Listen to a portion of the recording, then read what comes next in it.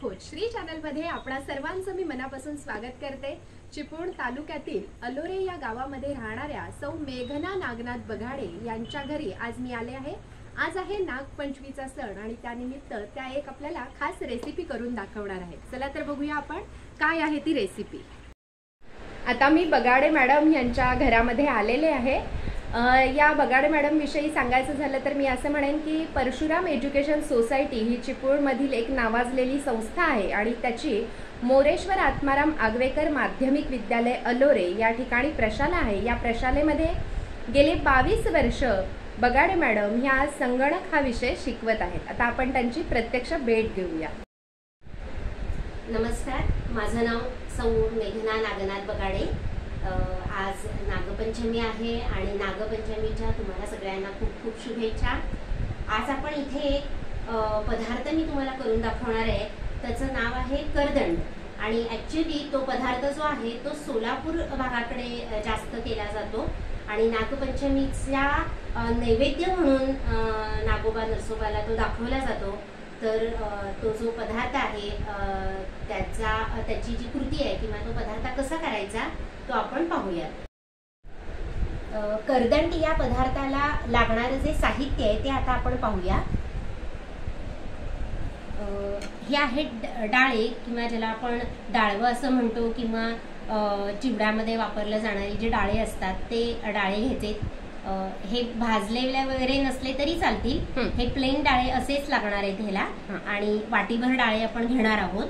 त्या डाळ्यांचं आपण मिक्सरला लावून त्याचं पीठ करून घ्यायचंय आणि हे वाटीभर पीठ आपण घेतलेलं आहे आणि त्याच प्रमाणामध्ये आपल्याला वाटीभर साखर लागेल आणि या साखरेचा आपण पाक करणार आहोत आणि त्या पाकामध्येच आपल्याला हे मिश्रण जे केलेले आहे ते करून त्याच्यानंतर वड्या करायच्या आहेत आणि वरून गार्निशिंगसाठी जे आहे ते आपल्याला हे पदार्थ लागणार आहे।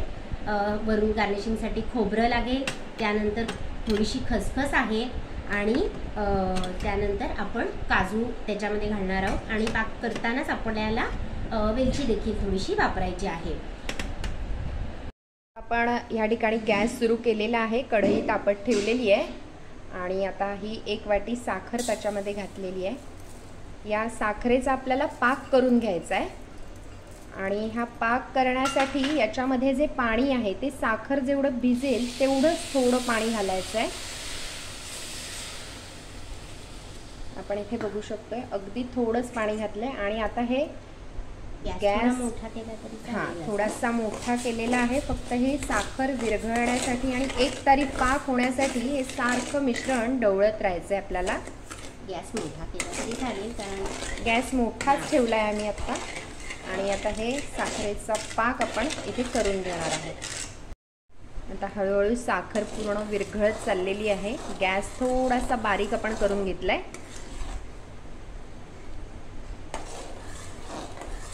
आता आपला हा पाक होत आलेला आहे, त्याच्यामध्ये आपण थोडा 1 चमचाभर तूप घालत आहोत।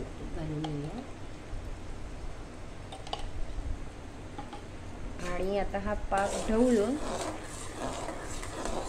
बघा, आता आपण पाक बघूया कितपत हे झालेलं आहे। कितपत पाक एक झाला आहे, जो थेंब आहे तो त्याला जर तार सुटते का ते पाहूया। बघा, तार सुटलेली आहे त्याला आणि तुम्ही असं पण चेक करू शकता।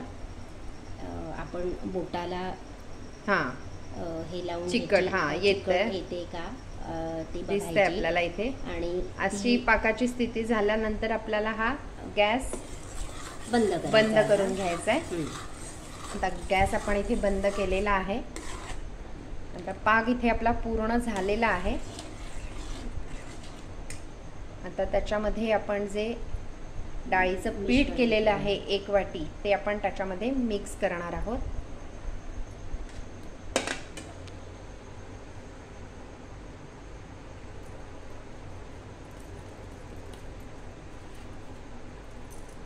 आणि आता हे आपल्याला मिश्रण व्यवस्थितपणाने ढवळून घ्यायचंय। एकजीव व्हायला हवाय तो पाक सगळा त्याच्यामध्ये।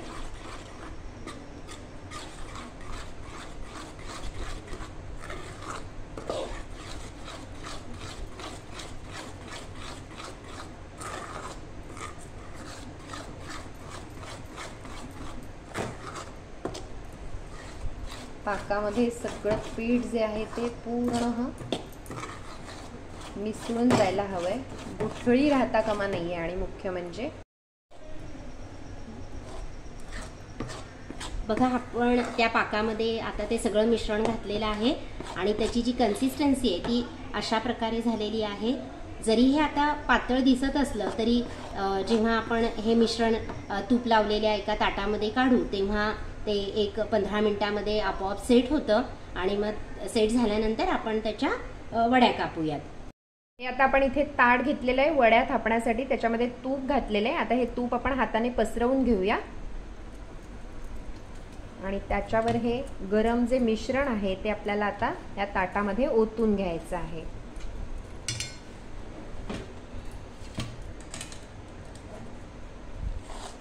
हळूहळू ते घट्ट होण्याची प्रोसेस त्याची सुरू झालेली आहे.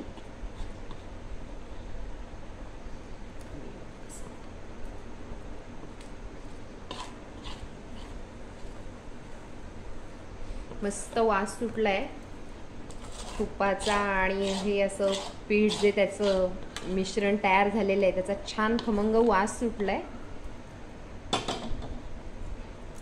आता आपल्याला हे सेट करून घ्यायचंय.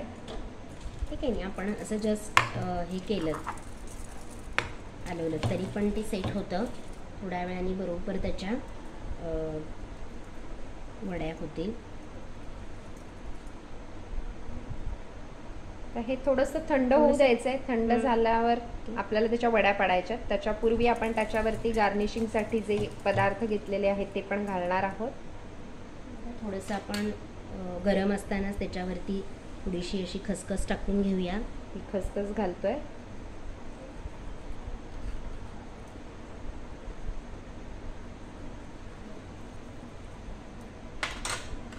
त्यानंतर हे थोडंसं हे सुकं खोबरं आहे किसलेलं.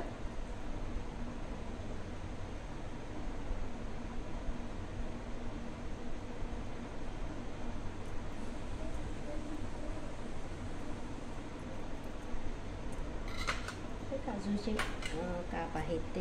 हा, हे काजूचे थोडेसे काप आपण वरून गार्निशिंग साठी घालतोय.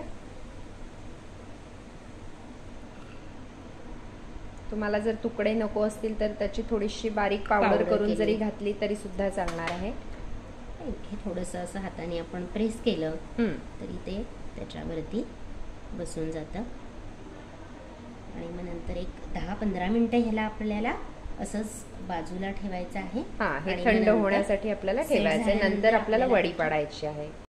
आता हे मिश्रण थंड झालेलं आहे आणि आता आपण त्याच्या वड्या पाडून घेणार आहोत. अगदी पटकन हे मिश्रण आळतंय, थंड होतंय. फार वेळही लागला नाही त्याला. अगदी 10 मिनिटं ते 15 मिनिटाचाच वेळ मध्ये गेलेला आहे आणि तेवढ्या वेळात हे मिश्रण अतिशय पटकन असं थंड झालेलं आहे आणि त्याच्या वड्या पडत आहेत. आता आपल्याला ज्या आकारामध्ये वड्या हव्या असतील त्या प्रकारे आपण पाडू शकतोय. चौकोनी हव्या असतील तर चौकोनी किंवा थोड्याशा तिरकी अशा पद्धतीनं वडी पाडायची असेल तर. वडीची जाडी जी आहे ती सुद्धा आपल्याला जेवढी हवी आहे, थोडं जाड वडी हवी असेल तर मिश्रण थोडं छोट्या ताटलीमध्ये घेऊन ते जाडसर थापलं तर वडी सुद्धा जाड होऊ शकेल. आता इथे थोडीशी हे पाडून झाल्यानंतर आपण वडी काढून बघूया.